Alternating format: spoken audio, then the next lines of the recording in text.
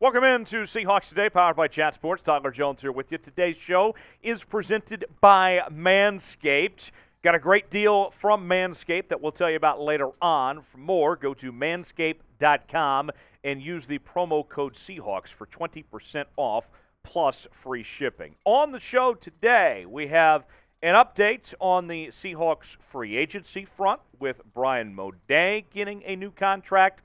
Also on the show, we'll look at some potential Pro Bowl candidates for the Seahawks, and also an update from Pete Carroll on the Seahawks quarterback competition. Before we get to any of that, though, our question of the day today, I want to know from you guys, which phone do you have? Do you have an Android? Do you have an iPhone? I got to tell you, I have said for the longest time that if I was married to a girl that had an Android, I think I would just have to divorce her right away. Unacceptable. You can't be living with an Android. Those green messages, no thanks. I'm an iPhone guy. I'm team iPhone, got my 13 Pro Max right here. Don't know what I'd do without it. Let me know what you guys are. Android, iPhone, I won't judge if you're an Android person. Well, I lie. I would judge you if you're an Android person.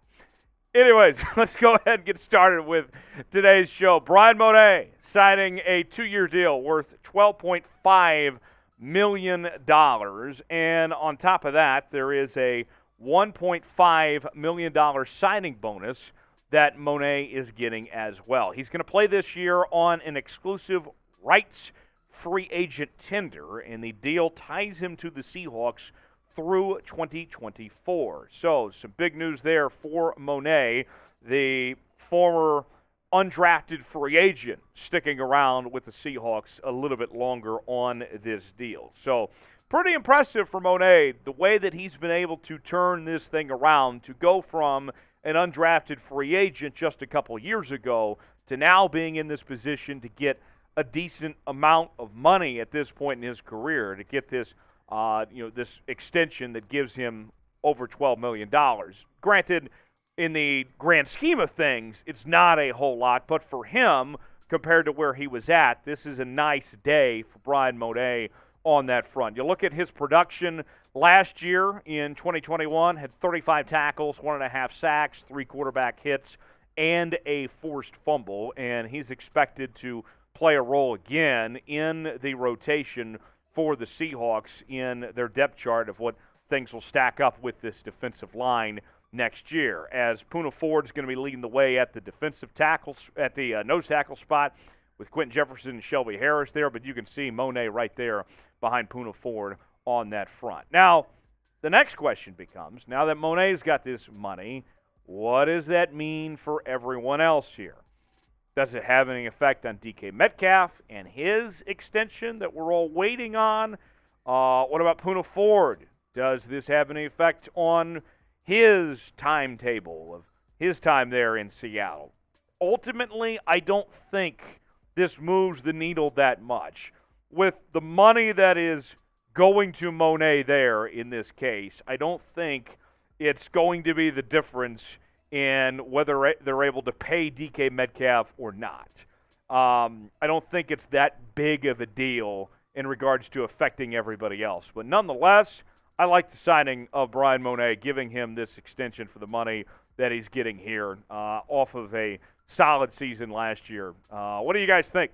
Grade the extension for Bryan Mone. If you had to scale it 1 to 100, had to put a number on it, what would you put your number as for Bryan Mone? Let me know in the comments section, 1 through 100. This is our pinned comment today. So you're about to get an ad break. Take advantage of it while the ad's playing. Get your votes in and let me know, one way or the other, how you would grade the extension for Bryan Mone. The quarterback competition for the Seahawks is an interesting one between Geno Smith and Drew Lock right now. And so far at this point in time, with everything that we've been told, it is between these two guys, and that it's very competitive between these two. Pete Carroll recently said that the Seahawks are in good shape with Drew Lock and Geno Smith, that they are comfortable with those guys going forward. In a minute, I'll tell you exactly what Pete Carroll had to say in detail, but before we get to that, folks, let's tell you about our deal from Manscaped. It is called the Platinum Package, and it's just $123.99 when you use the promo code Seahawks. And you may be saying to yourself, what kind of deal am I getting, Tyler? Well, you're getting a heck of a deal. It was $154.99, but because you are watching Seahawks Today, that means that we're going to offer you quite the discount here. 20% off plus free shipping, manscaped.com/chat. Use that promo code Seahawks at checkout, and you'll be in great shape with our friends at Manscaped. Check them out. You'll be glad you did. Get that deal today. So let's get to these quotes from Pete Carroll here. Here's what he had to say about Drew Lock and Geno Smith. We're in good shape at the position, and we just want to see what happens. The preseason games are going to be important, and everything will be important. It's going to be a real battle. It's going to be really an exciting time for our team. For those guys in particular, and for our people watching, I'm pumped about it. I really am. So that's what Pete Carroll had to say about those two quarterbacks. And listen, in this case, Pete Carroll is saying all the right things, okay? Look, as of right now, Baker Mayfield, Jimmy Garoppolo, Gardner Minshew, whatever, of those quarterbacks that we've talked about for the last couple of months of potentially coming to Seattle, none of those guys are there right now.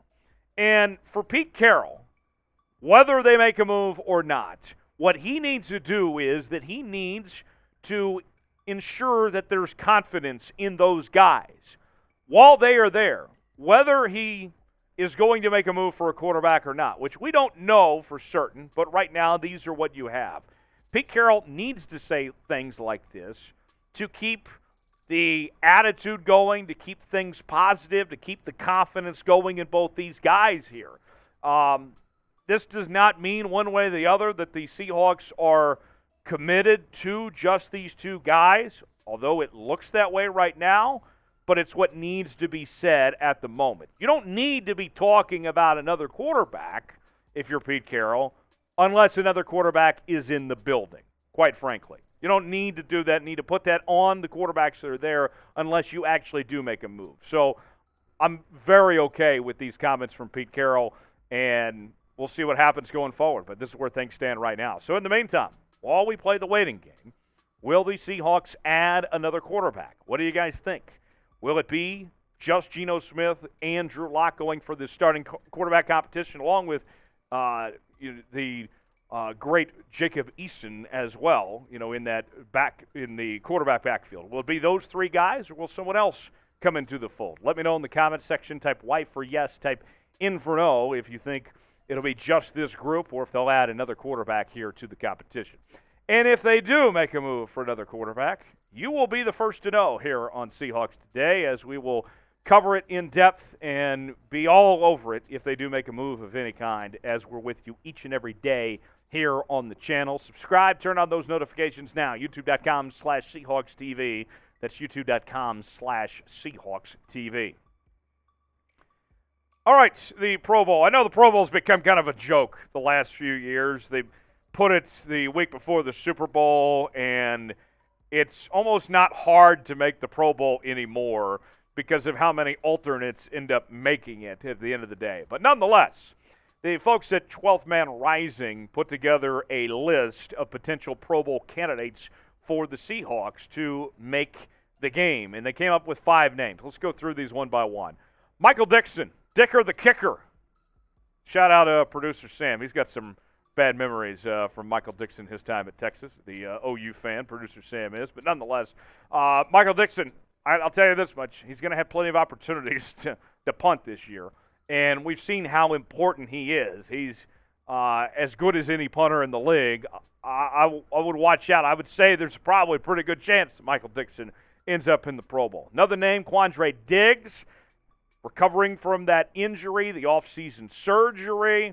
He says that he really likes this new Seahawks system under Clint Hurt, what they're bringing to the table here. So there's some excitement for Quandre Diggs to bounce back and have a big 2022. Another name that was mentioned was Rashad Penny. Now this one I'm a little skeptical about. Probably the most of the 5 players listed here, because I think that we're going to see Penny, whether he's the starter or not, is going to split a significant load with Kenneth Walker. I don't know if Rashad Penny, barring an injury to Kenneth Walker, is going to get enough carries, enough attempts to be a Pro Bowl running back. And quite frankly, that's a good problem to have. If you have a good 1-2 punch with these guys, then ideally you keep them both fresh, you keep them both healthy. So Rashad Penny, the talent's there. This is not a diss on him, but I just don't know if the workload, if the production's going to be there for him to qualify for being a Pro Bowl candidate necessarily. Another one is Jordan Brooks, the new leader of this defense. He'll be calling the action with Bobby Wagner out now, and I got high hopes for Jordan Brooks. I think we're going to see a big year out of Jordan Brooks in 2022 and really see him take that next step, have that breakout performance as the new leader of that defense. And then there's DK Metcalf. And DK, of course, goes without saying. We've seen him play so well these last 3 seasons. And now what does he have for year 4 at this point? Another name that didn't make the list that I would have brought up would be Tyler Lockett, obviously. I don't think there's any reason to think at this point in time that Tyler Lockett, coming off a solid 2021, can't be a Pro Bowl candidate either. I would say, frankly, that Tyler Lockett has a better chance of making the Pro Bowl than Rashad Penny does. But of the guys that's most likely to make this list, I would say it's probably Michael Dickson. And that's not a knock on the other guys at all. I think Michael Dickson is just that good at his position at punter that he would, I think, has the best chance. And that we're going to see a lot of Michael Dickson, for better or for worse this year, in this for this Seahawks team this year. So that would be my pick. What do you guys think? Before we go today, drop me a comment below. Name a player who you think will make the Pro Bowl from the Seahawks roster. Is it one of the names we mentioned?